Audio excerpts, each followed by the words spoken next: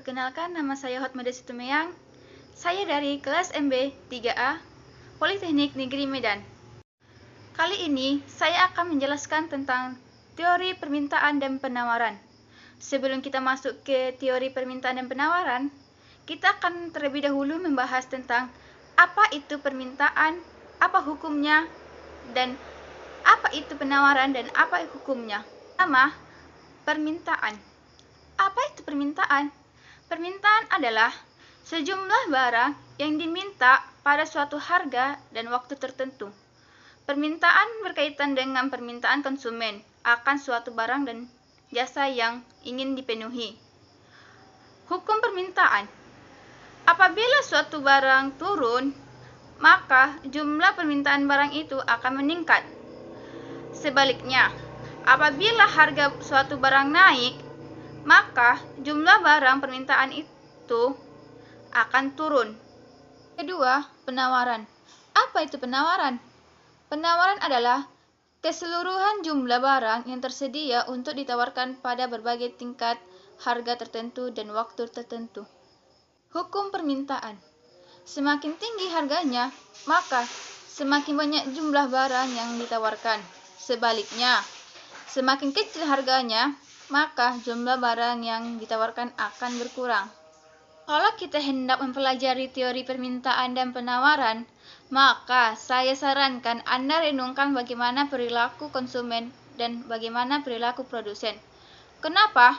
Karena teori permintaan dan penawaran sejatinya itu diturunkan dari perilaku konsumen dan perilaku produsen, khususnya pada kejadian transaksi sehari-hari.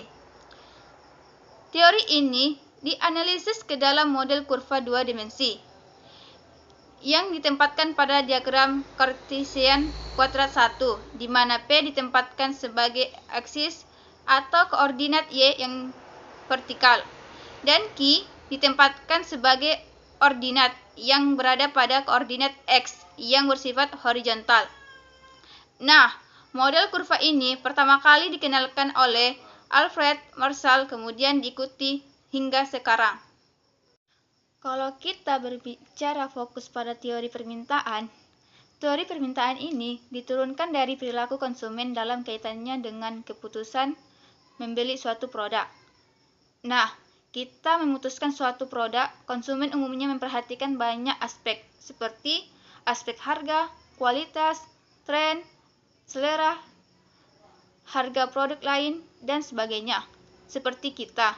Misalnya, kalau kita membeli baju, mungkin yang kita perhatikan juga banyak, seperti harganya berapa, kualitasnya seperti apa, cocok enggak sama selera kita. Nah, karena membahas semua faktor-faktor atau semua aspek-aspek itu sulit, maka aspek yang banyak itu dibagi dalam dua aspek makro, yaitu P harga dan Q kuantitas. Nah, karena hubungan antara P dan Q itu dapat mewakili aspek-aspek yang diwakili tadi. Oleh karena itu, digunakanlah P sebagai koordinat Y dan Q sebagai koordinat horizontal yang ditempatkan di suatu diagram Cartesian.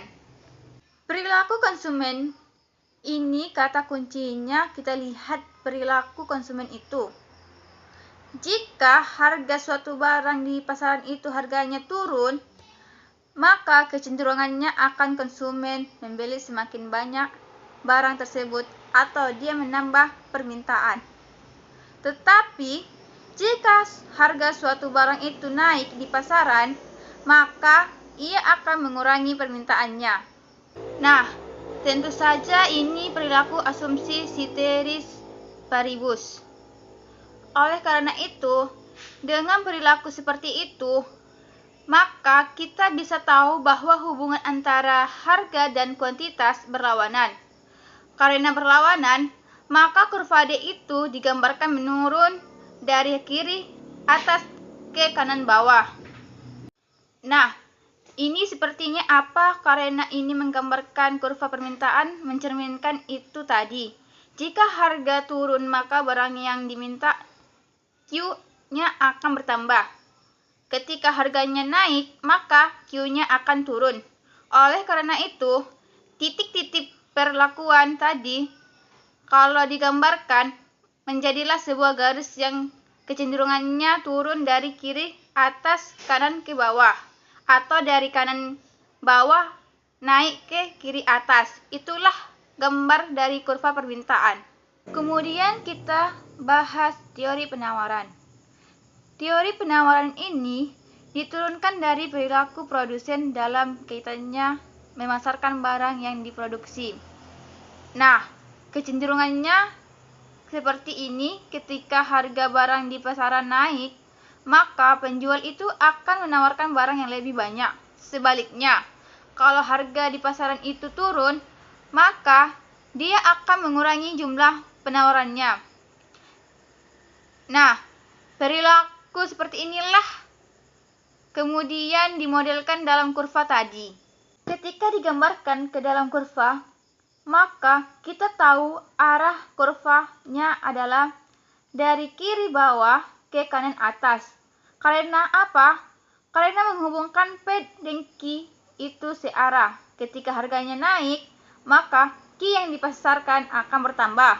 Sebaliknya, kalau harga di pasaran turun, Q-nya juga turun. Oleh karena itu, titik-titik pertemuan itu kalau dihubungkan menjadi jelas sebuah garis yang disebut sebagai kurva penawaran, yang cenderungnya berupa garis dari kiri bawah dan kanan atas.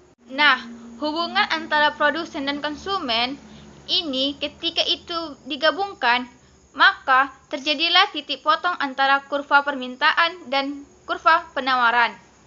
Interaksi antara kurva permintaan dan penawaran yang menemukan titik keseimbangan ini. Inilah yang memunculkan harga. Jadi, harga itu mencerminkan dari keseimbangan dari equilibrium antara kurva permintaan dan kurva penawaran. Jadi, untuk terjadinya harga pasar itu, dua pihak harus bertemu, yaitu produsen dan konsumen. Mereka berada di titik yang sama untuk melakukan transaksi setelah terjadinya harga. Nah, terjadilah harga itu seperti pada kurva ini, di mana munculnya E pada kurva di layar ini. Ini mencerminkan keseimbangan tadi itu. Dan harga ini kalau dibahas secara detail dan secara lebih lengkap akan lebih bisa mencerminkan kondisi pasar.